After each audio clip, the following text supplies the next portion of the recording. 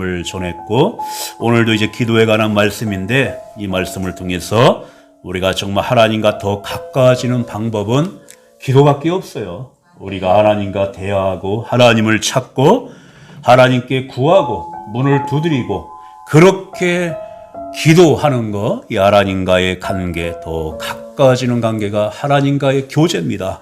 교통입니다. 우리가 항상 또 지나온 삶을, 과거를 되돌아보면서 아마 아쉽다는 그런 기억들이 많이 있을 거예요. 주어진 시간에 내가 결정했을 때, 그때 결정을 내가 잘했을까 하는 생각도 들고, 또 다시 한번 더 기회가 주어진다면 더 잘할 수도 있었을 것인데, 근데 정말 사실 기회가 다시 주어진다면 우리의 인생이 더 나았을까? 무엇보다도 그 순간에 내가 하나님 앞에 기도를 했는가 안 했는가, 이게 우리에게 굉장히 중요한 겁니다. 오늘 이제 이 본문의 말씀도 히스기야 왕이 중병에 걸려서 세상을 떠나야 되는 상황에서 결사적으로 하나님 앞에 기도하며 매달리며 그의 생명이 15년 동안 더 연장이 되었던 말씀인데, 그가 덤으로 15년의 그의 시간이 더 늘어난 거의 의미보다도 그러한 위기가 닥쳤을 때 그가 하나님께 기도했다는 이 의미를 두는 것이 중요합니다. 성경에 나와 있는 인물들이 굉장히 하나님의 은혜를 받고 병의 고침을 받고 치료를 받았지만 그 이후의 삶은 사실 잘 말하지 않아요. 그냥 그 순간에 하나님의 은혜를 받고 하나님 앞에 구하고 찾고 그 부분들을 강조하고 있는 겁니다. 오늘도 이제 읽은 말씀처럼 히스기야 왕이 어떤 병에 걸렸는지 그 병에 대한 어떤 변명은 우리가 알 수는 없지만 심각한 병에 걸렸기 때문에 이사야 선지자가 하나님의 말씀을 가지고 히스기야에게 전하는데, 20절에 우리가 20장 1절 끝부분에 보면은 너는 집을 정리하라. 네가 죽고 살지 못하리라. 이게 얼마나 이게 정말 청천벽력과 같은 말입니까? 너는 집을 정리하라. 이제 네가 살지 못하니 이제 죽을 것이다. 왕이 죽게 되면 나라가 혼란에 빠질 수 있으니까 네가 국살에 모든 것을 이제 매듭을 쳐라, 이 말입니다. 얼마나 이게 자기가 병원에 가면 우리가 어떤 결과를 기다리고, 또 어떤 사람들이 의사를 만나보고 나오자마자 주저앉고 막 몸이 떨리면서 나오는 사람을 보게 되면 결과가 좋지 않은 거예요, 이게. 그런 거를 우리는 보게 됩니다. 그런데 오늘 이제 네가 집을 정리하라. 이제 네가 죽게 된다. 이 말을 히스기야 왕이 전달받은 겁니다. 그런데 그런 때가 어느 때이냐 하면 우리가 이제 1절에 보니까 그때에 히스기야가 병들어 죽게 되면, 이 그때, 이는 어느 때냐 하면 이때가 나라적으로 주변에 강대국 아수르라고 하는 나라가 있어요. 그 나라가 점점, 히스기야가 유대 나라의 왕인데 유대 나라를 압박해 오는 겁니다. 나라는 위기에 처해 있는데 왕의 목숨은 또 죽는 병에 걸렸고, 이게 얼마나 이게 나라가 위태로운데 내가 살아가는 날이 얼마 남지 않았다는 것이 얼마나 이게 충격이겠어요. 우리가 인생을 살다 보면 우리가 어떤 위기에 처했을 때, 최악의 때를 보게 되면 내가 정말 몸으로 뭔가 일을 해야 되는 때에 내 몸이 다쳤던가, 아니면 정말 가장 돈이 필요할 때 돈이 없던가, 가장 시간이 필요한데 가장 바쁜 일이 터졌을 때, 이런 상황들이 우리에게 닥쳐올 때가 우리는 있습니다. 왕도 마찬가지예요. 나라를 위해서 내가 할 일이 많이 있는데 내 목숨이 시한부 인생의 판정을 받는 것이 얼마나 기가 막힙니까? 그런데 자기가 죽는다는 이 말을 들었던 히스기야는 어떻게 했냐면 우리 2절 말씀 아까 읽었지만 다시 한번 읽겠습니다. 시작.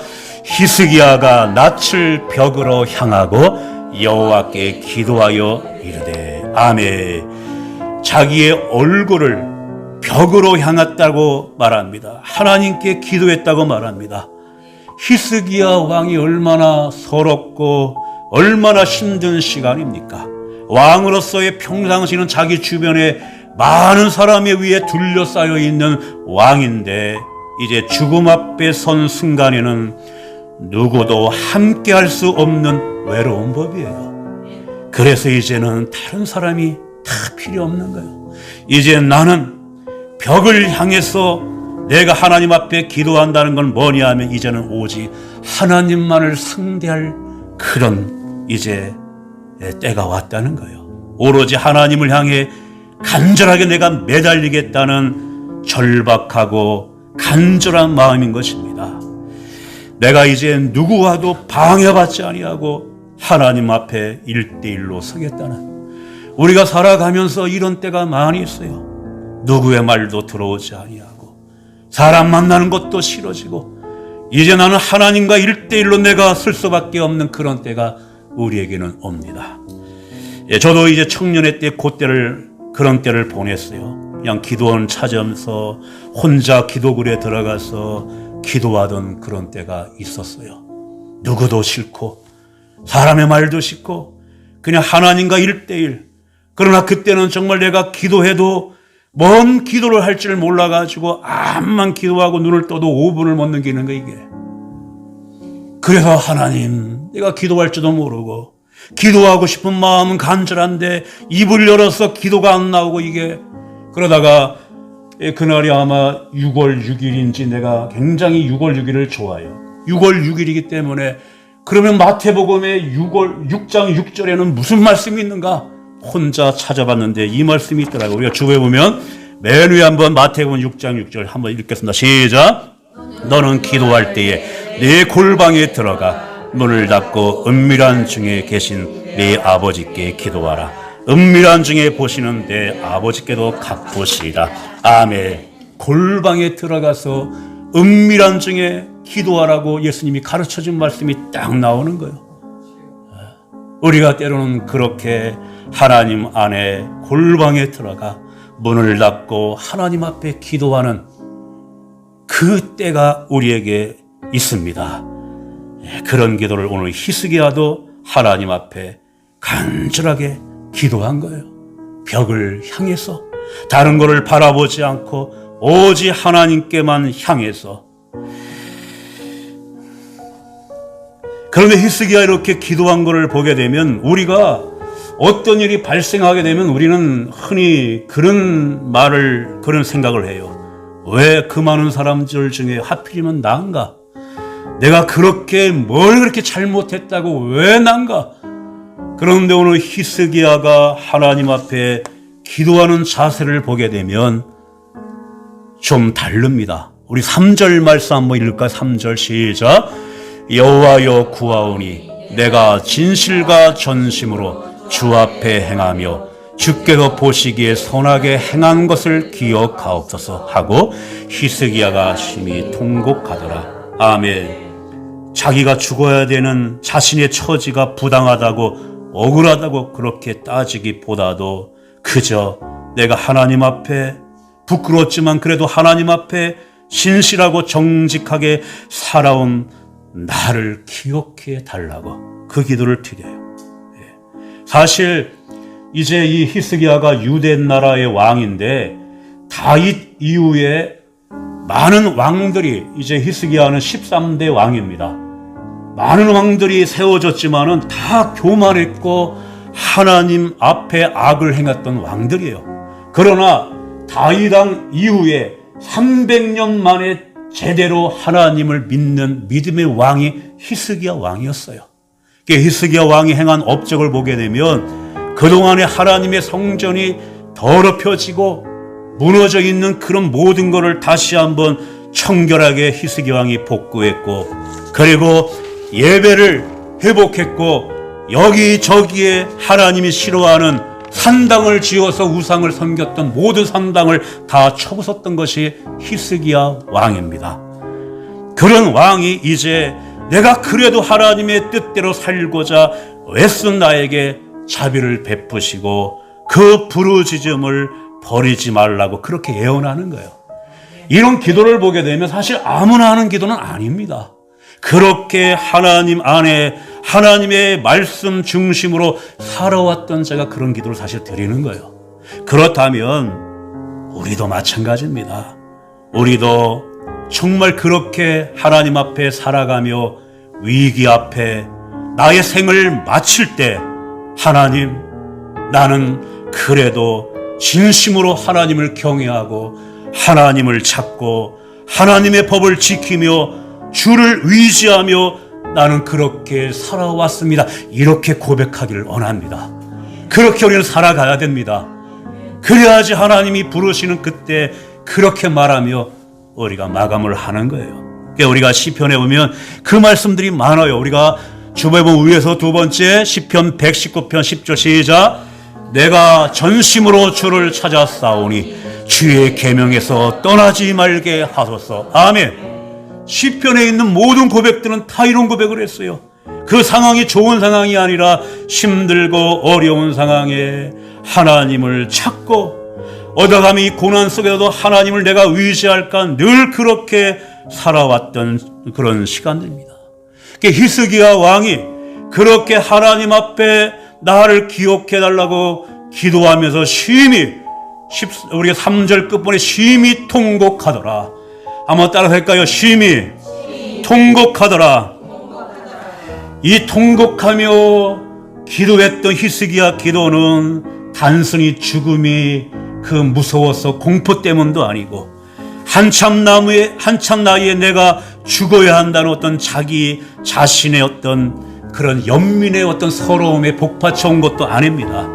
이렇게 나라가 위기 앞에 있는데 내가 이 민족을 두고 죽어야 한다는, 내가 왕이고 지도자인데 내가 이 민족을 두고 죽어야 된다는 그것이 가슴 아픈 것이었습니다. 그게 통곡한 거예요. 심히.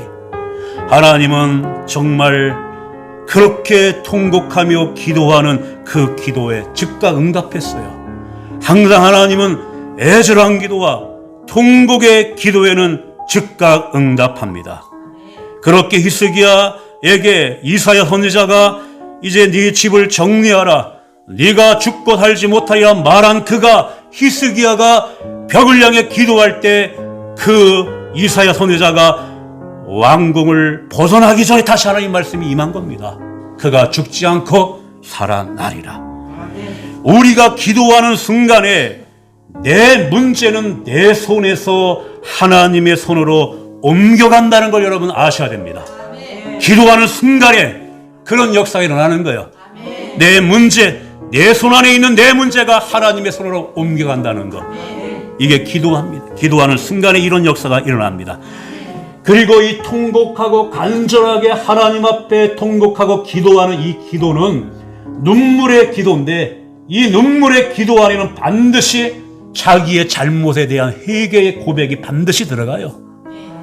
하나님은 그렇게 역사합니다. 하나님 앞에 살려달라고. 여러분들도 아마 그런 경험을 했을 거예요. 하나님, 이 문제를 해결해달라고 기도하다 보면 하나님, 내가 잘못했습니다. 나를 용서해달라고. 이 기도가 반드시 들어가요. 정말 자기가 죽는다는 그 앞에 통곡하며 하나님 앞에 기도할 적에 많은 것들이 겹쳐나가는 거예요. 한때 사내림이 그를 공격해 들어왔을 때 그때도 이사야 선지자가 경고를 했어요. 하나님을 전적으로 신뢰해야 됩니다, 왕이요.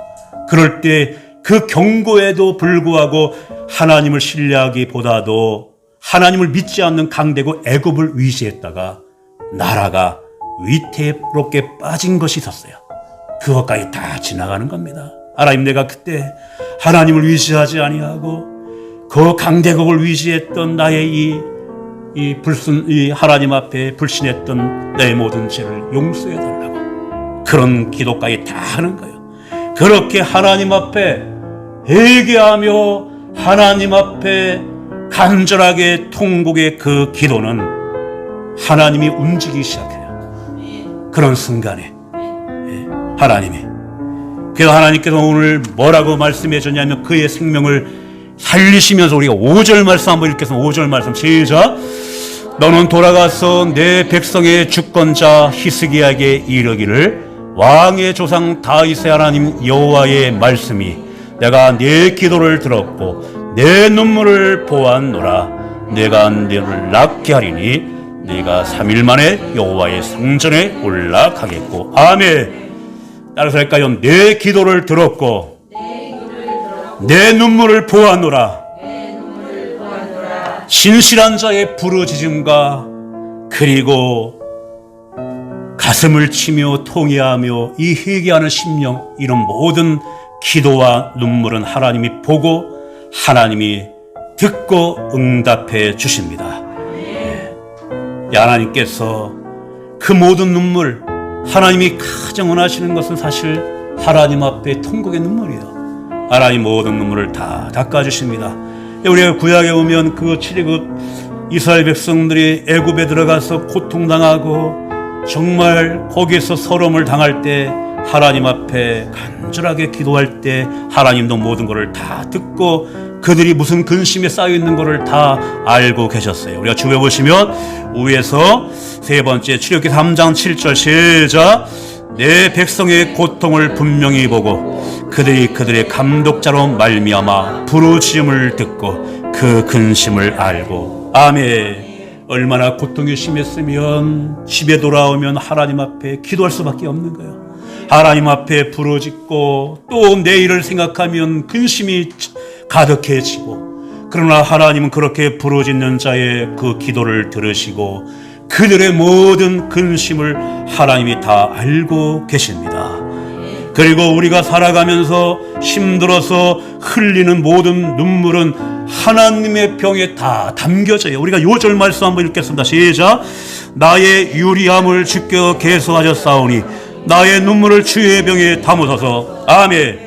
우리가 그렇게 이리저리 우리가 방황하며 힘들어했던 모든 것들 하나님이 다 손꼽아 다 우리의 모든 고통을 다 계수하시고 내가 흐르는 모든 눈물을 주의 병에 다 담으십니다. 그러나 우리가 무엇보다 하나님 앞에 부끄럽게 살지 말아야 됩니다. 늘 진실한 삶을 살아가다가 위기가 닥쳤을 때 하나님을 우리가 떳떳하게 이야기면 하나님을 찾아야 됩니다. 그리고 우리가 믿음으로 기도하는 모든 기도는 하나님이 역사해요. 우리가 주변에 보시면 밑에서 세 번째 야고보서 5장 15절 시작. 믿음의 기도는 병든 자를 구원하리니 주께서 그를 일으키시리라. 혹시 죄를 범하였을지라도 사심을 받으리라. 아멘. 이렇게 하나님께서 이사야 선지자를 통해서 네가 이제 15년 동안 더 시간을 주겠다. 너의 병을 내가 낫게 하고 15년 동안 더 살게 하겠다. 이런 말씀이 주어집니다. 우리 6절 말씀 한번 읽을까? 6절 말씀 시작.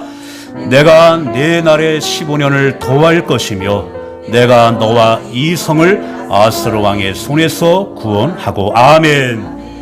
15년 동안 더 너의 죽는 병을 내가 고치고 이제 더 연장시켜주고, 그것뿐만 아니라 그가 걱정했던 아스로로부터 네 나라를 내가 지키고 구원해 주겠다. 하나님 항상 우리가 기도할 때 내가 구하는 것보다 더 주시는 하나님이에요. 병만 고쳐준 것이 아니라 그가 근심하던 아스루의 공격에서도 구원해 주시는 하나님이십니다. 내가 비록 하나님 앞에 짧은 기도를 드렸어도 그 짧은 생각을 넘어서 더 넉넉하게 풍성하게 주시는 분이 하나님이십니다. 어쩌면 하나님이 이미 모든 것을 준비해 놓고 우리가 기도하기를 기다리시는 분이에요. 그리고 주시려고. 제가 오늘 말씀에는 이제 기록이 안 됐지만 에베소 3장 20절에 보면 우리가 복음성가의 가사도 있는 것처럼 에베소 3장 20절에 보면 우리 가운데 역사하시는 능력대로 우리가 구하는 것과 생각하는 것에 모든 것에 넘치도록 능히 하실 이에게. 하나님은 정말 내가 구하는 것 생각하는 것보다 더 넘치도록 능히 하실 수 있는 분입니다. 그런데 하나님께서 히스기야에게 이 은혜를 베푸시면서 또 어떤 말씀을 하셨냐면 지금 6절에 우리가 구원하고 거기까지만 읽었는데 그 다음부터 내가 나를 위하고 시작. 내가 나를 위하고 또 내 종 다윗을 위함으로 이 성을 보호하리라 하셨더라. 아멘. 이게 히스기야 기도를 듣고 이제 은혜를 베푸신 것은 단순히 히스기야 기도뿐만 아니라 하나님과 다윗과의 맺은 언약 때문에, 하나님이 일찍이 다윗과의 어떤 언약을 맺었냐 하면 너의 나라를 내가 견고하게 하리라. 이 말을 미리 하나님과 언약을 맺었습니다. 그리고 하나님 자신을 위하여, 하나님의 이름을 위하여. 항상 하나님은 하나님의 이름을 위하기 때문에 하나님 백성들에게 은혜를 베풀어 주시는 이유가 그겁니다. 그러니까 우리가 하나님 앞에 기도할 때 이런 기도도 해야 돼요. 하나님, 나는 하나님 앞에 감히 내세울 것 없고 하나님 앞에 염치가 없지만 그렇게 되면 하나님의 이름이, 하나님의 영광이 가리워지는데 어떡합니까? 바로 그겁니다. 하나님의 이름 때문이라도, 하나님의 영광 때문이라도 하나님께서 하나님의 백성들을 두루 살피는 거예요. 우리가 얼마나 잘나면 얼마나 잘납니까? 우리가 얼마나 하나님 앞에 우리가 완벽할 수가 있습니까? 그러나 내 이름 때문에, 내 영광 때문에 그 하나님께서 그런 은혜를 베풀어 주시는 거예요. 그게 다윗을 위하여 다윗과의 맺은 그 언약 때문에. 그래서 너의 유다 나라를 내가, 다윗과의 언약도 있기 때문에 너가 기도했지만 그래도 내가 살게 그 나라를 지켜주겠다는 거예요. 그래서 우리가 기도할 때 내가 응답을 받았거나 어떤 놀라운 기적을 체험할 때는 내가 순전히 잘나서 그런 게 아닙니다. 그 배후에는 내가 알지 못하는 영적인 원인이 있어요. 그건 뭐냐 하면 나를 위해서 간절하게 누군가 기도하는 이 중보 기도가 있기 때문에 그래요. 나를 위해.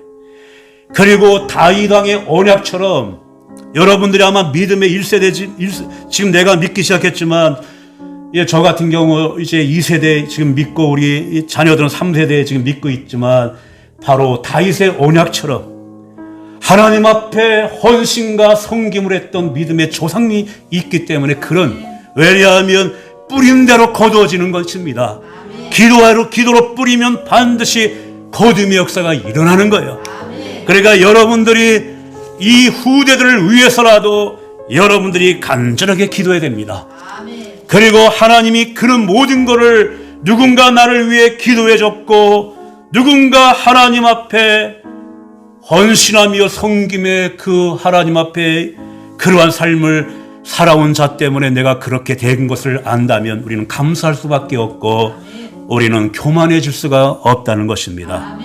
그런데 우리가 기억할 것은 다윗과의 언약이 그렇게 엄청난 효력이 있는데 오늘을 살아가는 이 시대에는 다윗의 언약보다 더 좋은 언약, 예수님과의 언약이 있어요. 그거는 뭐냐면 너희가 내 이름으로 구하라는 겁니다. 그게 놀라운 우리에게 주신 약속이. 우리가 주에 보시면 믿어 두 번째 요한복음 14장 14절 시작. 내 이름으로 무엇이든지 내게 구하면 내가 행하리라. 아멘. 그렇게 예수님의 이름으로 구하면 내가 행하리라. 이런 엄청난 새 언약을 우리에게 주셨기 때문에 내가 이러한 말씀을 붙들고 기도한다면 더디 응답될지라도 다 이루어지는 축복이 반드시 임합니다. 이렇게 이사야 선지자가 이제 왕에게 하나님의 말씀을 대언하며 15년 네가 더 살 수 있다, 네 병이 낫는다 그렇게 말하면서 처방까지 해요. 우리가 마지막 7절 한번 읽겠습니다. 시작. 이사야가 이르되 무화과 반죽을 가져오라 하며 무리가 가져다가 그 상처에 놓으니 나으니라. 아멘. 이거는 무화과 반죽에 어떤 대단한 효력이 있는 것이 아니라 다만 하나님의 기적을 확인시켜주는 눈에 보이는 도구일 뿐이에요. 우리가 병원 가가지고 의사가 아예 괜찮아요, 그냥 두면 나요 이렇게 나오는 것보다 뭔가 며칠분 이렇게 처방해 주면 그게 더 이제 이상하게 기분이 좋은 때가 있는 것처럼 바로 무화과는 그런 용도로 사용되어지고 있는 겁니다. 이와 같이 하나님은 우리의 생명의 시작부터 죽음까지 다스리시는 분이에요. 그 전능하신 하나님, 그 하나님입니다. 그렇게 오늘 이러한 히스기야 왕을 살리신 하나님, 그러니까 우리가 때때로 살아가면서 우리가 어떠한 위기에 처하든지 내 능력의 한계점에 이르렀을지라도 전능하신 하나님을 의지하며 그 하나님 앞에 우리는 기도해야 됩니다. 왜냐하면 기도를 통해서 그 크신 하나님과 접속할 수가 있기 때문에 그렇습니다. 우리가 오늘 말씀 이제 주부에 보시면 맨 마지막에 스바냐 3장 17절 말씀 읽고 마치겠습니다. 시작. 너희 하나님 여호와가 너희 가운데에 계시니 그는 구원을 베푸실 전능 자이시라. 그가 너로 말미암아 기쁨을 이기지 못하시며 너를 잠잠히 사랑하시며 너로 말미암아 즐거이 부르며 기뻐하시리라 하리라. 아멘. 요 말씀도 여러분들이 자꾸 묵상하시고 암송하십시오. 굉장히 이게 능력 있는 말씀입니다. 오늘 이 말씀을 들은 그대로 여러분 어떠한 상황에 처해 있을지라도 히스기야 왕이 벽을 향하여 하나님 앞에 매달리며 기도한 것처럼 그렇게 우리가 어떠한 상황에 있다 할지라도 나의 어떤 근심이 있다 할지라도 한계의 어떤 한계점에 내가 도달했다 할지라도 전능하신 하나님을 의지하고 그 하나님을 찾고 부르시면 됩니다. 그 안에 놀라운 역사가 일어납니다. 이러한 역사가 여러분과 함께 하기를 주님의 이름으로 축원을 드립니다.